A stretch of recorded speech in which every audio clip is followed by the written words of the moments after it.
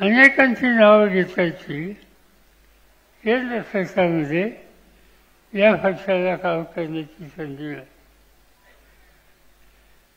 आणि त्याबरोबर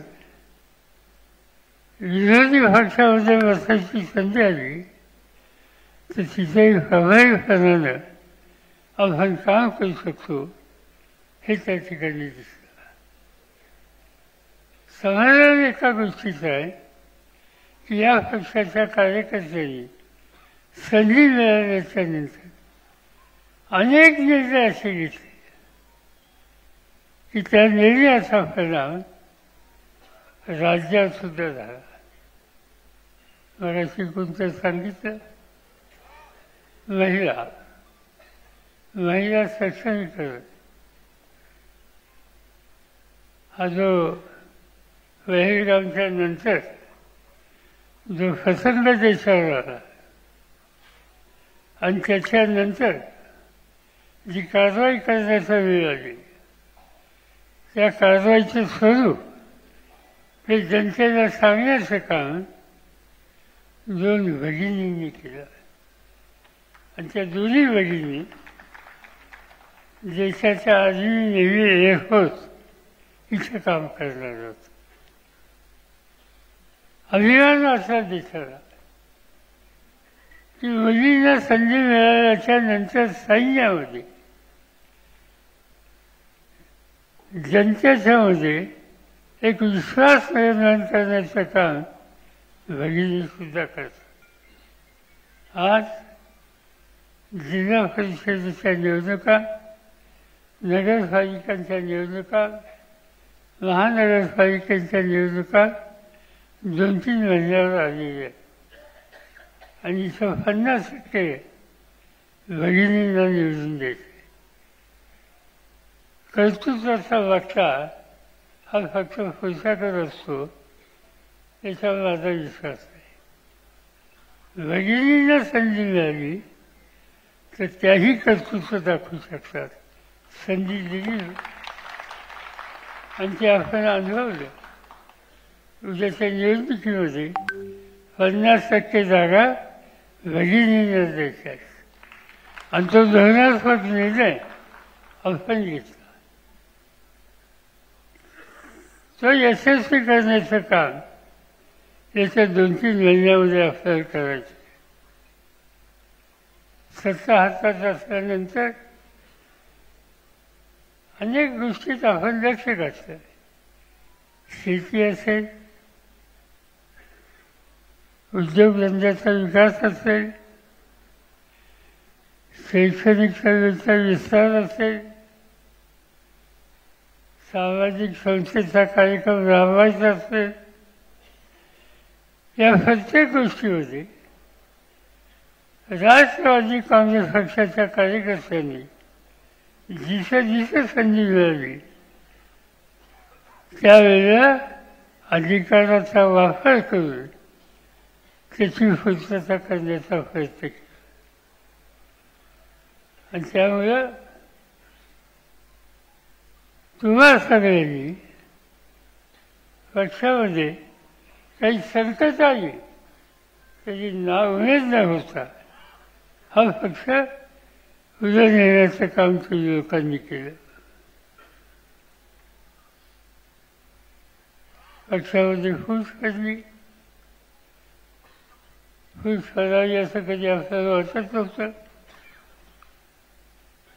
पडली. काही मूलभूत विचाराच्या संबंधी अंतर झालं आणि त्यामुळे ही फूट वाढली. मी काही त्याच्यासंबंधी अधिक भाष्य करू इच्छित नाही, पण जे राहिले ते विचाराने राहिले. ते राहिले ते विचार घेऊन पुढे जनतेला त्यांच्या सुखदुःखाला साथ देण्याच्यासाठी राहिले आणि मला 100% विश्वास आहे की उद्या निवडणुका होती त्यावेळेला चित्र बघायला मिळेल. एकच उदाहरण सांगतो. 1980 साली त्याच्या आधी माझ्या हातात सत्ता होती. सत्ता गेली, निवडणुका आल्या आणि काहीतरी 50-52 आमदार निवडून आले आणि 6 महिन्याच्या आत त्याचे फक्त 6 शिल्लक राहिले, बाकी सगळे पक्ष सुटून गेले. जे 6 शिल्लक राहिले त्याचे एक मला इथं दिसत आहे. त्यांचं नाव कमलकिशोर कदम. ते त्या ठिकाणी राहिले ते 6च्या मध्ये. आमचा पक्ष 6 जणांचा झाला आणि त्यानंतरची निवडणूक आली. राष्ट्रवादीची संख्या ही 72 झाली. राज्य सरकारमध्ये काम करायची संधी मिळाली आणि त्यामुळे फुटीची चिंता करू नका. कोण आले कोण गेले त्याच्याबद्दलची चिंता करू नका. आपण एकसंध राहिलो आणि जनतेच्या वरची बांधिलकी ही कायम ठेवली तर काही अडचण येत नाही. आपण या ठिकाणी अहमदनगरच्या खासदारांचं भाषण हे या ठिकाणी ऐकलं. तुम्ही त्यांच्या घरी गेलाय का कोणी?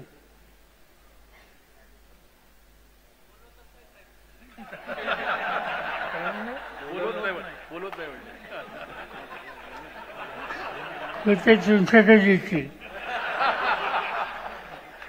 एका लहानशा घरात म्हणजे अक्षरशः एक खोली अशा घरामध्ये राहणारा आणि रात्री 2-2, 3-3 वाजेपर्यंत लोकांना भेटणारा, लोकांचं काम करणारा प्रतिनिधी कार्यकर्ता म्हणून त्यांच्याकडे बघितले जातात. आणि असे अनेक लोक. माझ्या मते राष्ट्रवादीचा हा ठेवा आहे, हा अतिशय मौल्यवान ठेवा आहे. तुमच्यासारखे कार्यकर्ते एकसंध राहून विचारांना पुढे येतील तर सत्ता विचाराची चिंता करू नका. सत्ता अभाव होईल. आणखी येण्याची स्थिती मला महाराष्ट्रामध्ये दिसते. एका बाजूला ही स्थिती आहे, दुसऱ्या बाजूला देशाचं चित्र बघितलं. आज 2 दृष्टीनं देशाचा विचार करावा लागेल. राष्ट्रीय प्रश्न येतात त्या राष्ट्राच्या हिताच्या मध्ये राष्ट्रवादी कधी राजकारण आणत नाही आणि ज्याचा उल्लेख सुखी यांनी केला. ज्यावेळेला पहलगामला काय घडलं, काही नागरिकांची हत्या केली गेली आणि त्याच्या मागं कोण आहे काय याची चर्चा देशात झाली आणि काही निकाल घ्यावे लागले. त्यावेळेला सरकारनं आम्ही टीका नाही केली. आम्ही सांगितलं की या देशाच्या भूमीवर नागरिकांच्यावर हल्ले होत असतील तर त्याला सामोरं जाण्याच्यासाठी शासनाने कोणतीही भूमिका घेतली तर त्याचं समर्थन आम्ही करू, इतर अडचण आणणार नाही. आणि तेच काम आपल्या लोकांनी केलं.